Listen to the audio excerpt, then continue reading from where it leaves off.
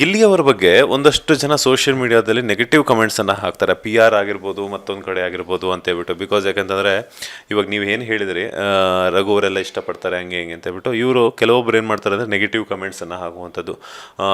ಅಂದರೆ ಟಾಸ್ಕ್ಗಳು ಆಡಲ್ಲ, ಬರೀ ಕಾಮಿಡಿನೇ ಅಂತ, ರಿಯಾಲಿಟಿ ಶೋ ಅಂತ ಬಂದಮೇಲೆ ಎಲ್ಲ ಥರದಲ್ಲೂ ಇರಬೇಕು, ಬರೀ ಕಾಮಿಡಿ ಮಾಡಿಕೊಂಡೆ ಇಷ್ಟು ದಿನ ಸರ್ವೈವ್ ಆದ, ಹಂಗೆ ಹಿಂಗೆ ಆ ಥರ ಈ ಥರ ಅಂತ ಹೇಳ್ಬಿಟ್ಟು ಏನು ಹೇಳ್ತೀರಾ ಅದಕ್ಕೆ ಅಂತ? ಇಲ್ಲ ನೋಡಿ, ಈಗ ಕಾಮಿಡಿ ಅನ್ನೋದು ಎಲ್ಲರೂ ಇಷ್ಟಪಡೋವಂಥದ್ದು, ಎಲ್ಲರಿಗೂ ಬೇಕು ಕಾಮಿಡಿ ಅಂತ. ಆಮೇಲೆ ಯಾವಾಗಲೂ ಅದು ಹಂಗೆ ಮಾಡ್ತಾರೆ ಅಂದರೆ, ಈಗ ಬಿಗ್ ಬಾಸಲ್ಲಿ ಕನಿಷ್ಠ ಪಕ್ಷ ನೀವೇ ಥಿಂಕ್ ಮಾಡಬೇಕು, ಒಂದು 100 ಎಕರೆ ಇದೆಯಾ ಸರ್ ಬಿಗ್ ಬಾಸ್ ಇಟ್ಟು?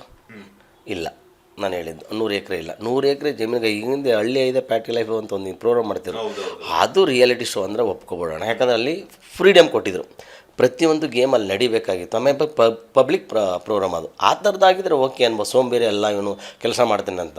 ಪಾಪ ಯಾವಾಗಲೂ ಊಟ ತಿನ್ಕೋ ಅದೇ ಇರೋ, ಊಟ ತಿನ್ಕೋ ಅಲ್ಲೇ ಇರೋ. ಈ ಸುಮಾರು ಜನಕ್ಕೇನೋ ಗೋರಿಲ್ಲ ಒಳಗಡೆ ಬಿಟ್ಬಿಟ್ಟಿರ್ತಾರಲ್ಲ ಜೂಗಳಲ್ಲಿ, ಹಿಂಗೆ ಆಗ್ಬಿಡ್ತೈತೆ ಪರಿಸ್ಥಿತಿ. ಯಾಕೆ ಹೇಳ್ತೀನಿ ಅಂದರೆ ಅವ್ರವ್ರ ಮಕ್ಕನೇ ನೋಡಬೇಕಿದ್ರೆ ಇನ್ನೇನು ಮಾಡೋಕ್ಕಾಗುತ್ತೆ. ಹೀಗಾಗಿ ಆ 3 ತಿಂಗಳು ಅದು ಬ್ಯಾಲೆನ್ಸ್ ಮಾಡಿದ್ದಿದೆಯಲ್ಲ, ನಿಜವಾಗ್ಲೂ ಬಿಗ್ ಬಾಸು ಮೈಂಡ್ ಗೇಮ್ ಅದು. ಇವ್ರ ಪೇಸೆನ್ಸು ಮತ್ತು ಇವ್ರ ಟ್ಯಾಲೆಂಟು ಎಲ್ಲನೂ ತೋರಿಸೋಂಥ ಒಂದು ಯಾವುದು ಪ್ರೋಗ್ರಾಮ್ ಅದು.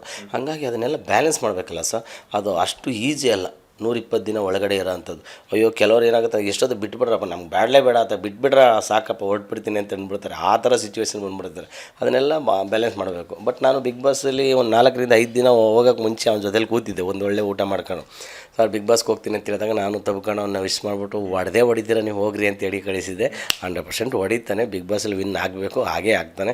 ಬಹುಶಃ ನಾನು ಹೇಳ್ತಿರೋದು ಏನಪ್ಪ ಅಂತ ಹೇಳಿದ್ರೆ, ಬಟ್ ಇನ್ಯಾರು ಅಂಥ ಚಾಂಪಿಯನ್ ಇಲ್ಲ ನಾನು ಅಂದ್ಕೊಂಡ ಪ್ರಕಾರ, ಗಿಲ್ಲಿನೇ. ಎಸ್, ಬಿಗ್ ಬಾಸ್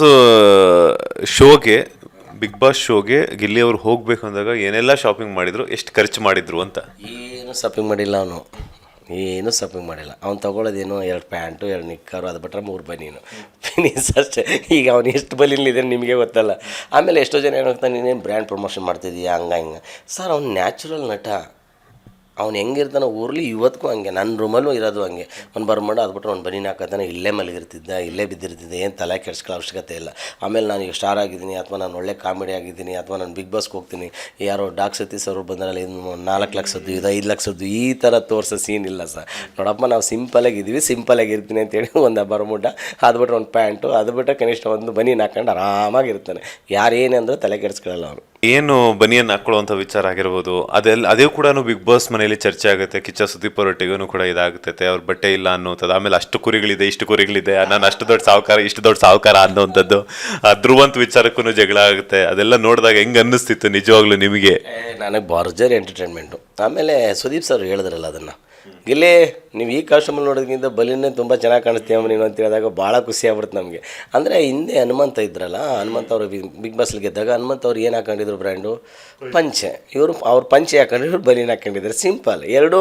ಏನು, ಅವನು ವಿಲೇಜ್ ಗಾಯ್, ಅದು ಬಿಟ್ರೆ ಗಿಲ್ಲಿ ನಟನು ವಿಲೇಜ್ ಗಾಯ್. ಹಾಗಾಗಿ ಒಂದೊಂದು ಪ್ರಮೋಷನ್ ಮಾಡ್ತಾ ಇರಬೇಕಾದಾಗ ಬ್ರ್ಯಾಂಡ್ ಅಂತ ಅನ್ಕೊಳ್ಳೋಂಗಿಲ್ಲ, ಅವ್ರ ಲೈಫ್ ಸ್ಟೈಲ್ ಆ ಥರ ಕೂಲಾಗಿರ್ತಾರೆ.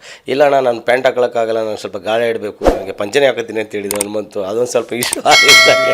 ಹಾಗಾಗಿ ಇವನಿಗೆ ಕೂಲಾಗಿರ್ತೀನಿ. ಯಾಕಂದರೆ ಬಿಗ್ ಬಾಸಲ್ಲಿ ಎಲ್ಲ ಎಸಿನೇ ಹಾಕಿರ್ತಾರೆ, ನ್ಯಾಚುರಲ್ ತಗೊಳ್ಳೋಣ ಅಂತ ಹೇಳ್ಬಿಟ್ಟು ಬನೀನು ಹಾಕೊಂಡಿರ್ತಾನೆ. ಫ್ಯಾಮಿಲಿ ರೌಂಡ್ ಅಂತ ಬಂದಿದೆ ಈಗ ಬಿಗ್ ಬಾಸ್ ಮನೆಯಲ್ಲಿ. ಫ್ಯಾಮಿಲಿ ರೌಂಡ್ ಅಂತ ಹೋದ್ಮೇಲೆ ಗಿಲ್ಲಿ ಅವರನ್ನ ನೋಡಿ ತಂದೆ ತಾಯಿ ಭಾವುಕರಾಗ್ತಾರೆ. ಆದರೆ ಗಿಲ್ಲಿ ಅವರು ತಮ್ಮ ತಂದೆ ತಾಯಿಯನ್ನ ನೋಡಿದ ತಕ್ಷಣ ಯಾವುದೇ ರೀತಿಯಾದಂತಹ ಭಾವುಕಕ್ಕೆ ಒಳಗಾಗ್ತೆ ತುಂಬ ಪ್ರೀತಿಯಿಂದ ನಗ್ನಗ್ತಾ ಮಾತನಾಡಿಸ್ತಾರೆ. ಮಿಕ್ಕಿರುವಂಥ ಕಂಟೆಸ್ಟೆಂಟ್ಗಳ ಫ್ಯಾಮಿಲಿ ಮೆಂಬರ್ಸ್ ಎಲ್ಲ ಬಂದಾಗ ಅವ್ರಿಗೆ ಅಪ್ಕೊಂಡು ತಪ್ಕೊಂಡು ಅಳುವಂಥದ್ದು ಅದು ಇದೆ. ಬಟ್ ಇವ್ರು ಏನಿಲ್ಲ, ವೆರಿ ಸಿಂಪಲ್ಲು. ಬಂದ್ರೆ ಆಯ್ತಾ, ತಮಾಷೆ ಮಾಡ್ಕೊಂಡು ಹಂಗೆ ಹಿಂಗೆ ಅಂತ ಅಂದ್ಕೊಂಡಿದ್ದಾರೆ.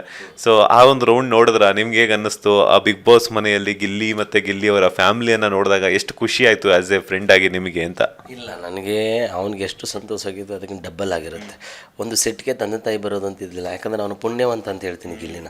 ತಂದೆ ತಾಯಿ ಇನ್ನೂ ಅವ್ರ ಜೊತೆಲಿದ್ದಾರೆ. ನಾವೆಲ್ಲ ಆ ಥರದ ಅದೃಷ್ಟನೇ ಮಾಡಿಲ್ಲ. ಯಾಕಂತ ಹೇಳಿದ್ರೆ ನಾವು 20 ಇಯರ್ಸ್ ಬೇಕೇ ತಾಯಿ ಕಳ್ಕೊಂಡಿರ್ತೀವಿ ಅಂತ ಅಂದ್ಕೊಳ್ಳಿ. ಸಿಚುವೇಶನ್ ಥಿಂಕ್ ಮಾಡಿ ನಾವು ಹೆಂಗಿರ್ತೀವಿ ಅಂತ. ಸೊ ಆ ಪ್ರೀತಿ ಕೊಡೋಕೆ ಮದರ್ ಬಿಟ್ರಲ್ಲ ಸರ್. ನೀವು ನಂಬ್ತಿರೋ ಬಿಡ್ತಿರೋ, ಹಳ್ಳಿಗಳ ಕಡೆ ಹೋದ್ರೆ ನೀವು ಸ್ನಾನ ಮಾಡ್ಬೇಕಾದ್ರೆ ಎಲ್ಲರಿಗೂ ಬೆನ್ನು ತಿಕ್ತಾರೆ ಮದರ್ ಇದ್ದರೆ. ಯಾರಿಗೆ ಹೇಳ್ಕೋಬೇಕು ಆ ಫೀಲಿಂಗ್ಸ? ನಿಮಗೆ ಹರಳೆಣ್ಣೆ ಹಾಕಿ ಅವರಮ್ಮ ಹರಳೆಣ್ಣೆ ಹಾಕಿ ಈಟಾಗಿರುತ್ತೆ ಅಂತ ಹೇಳ್ಬಿಟ್ಟು ತಲೆಗೆ ನೆತ್ತಿಗೆಲ್ಲ ಹರಳೆಣ್ಣೆ ಹಾಕಿ ಮಸಾಜ್ ಮಾಡ್ತಾರೆ. ಈ ತಾಯಿ ಪ್ರೀತಿ ಇದೆಯಲ್ಲ, ಜಗತ್ತಲ್ಲಿ ಅದು ಯಾರೂ ಕೊಡೋಕ್ಕೆ ಸಾಧ್ಯ ಇಲ್ಲ. ಅದಕ್ಕೆ ಅವನ್ನ ಪುಣ್ಯವಂತ ಅಂತೀನಿ. ದೇವರು ಇನ್ನೂ ತುಂಬ ಚೆನ್ನಾಗಿಟ್ಟಿರಲಿ ಅವರ ಅಪ್ಪ ಅಮ್ಮನ ಮತ್ತು ಗಿಲ್ಲಿನ ಅಂತ.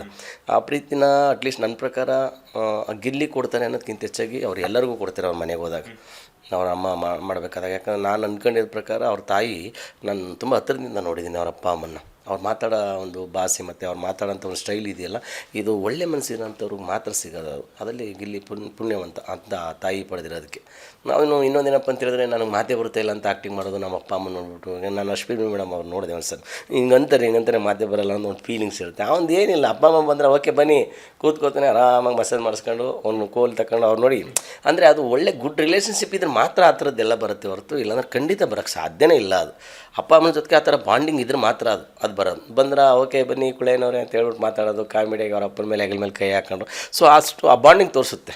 ನಾನು ಏನು ಮಾಡಿದ್ದೀನಿ ಅಥವಾ ನಾನು ಎಷ್ಟು ಇಷ್ಟಪಡ್ತೀನಿ ಅಂತ ಅದನ್ನು ತೋರಿಸುತ್ತೆ. ಅದ್ರಲ್ಲಿ ಪುಣ್ಯವಂತ.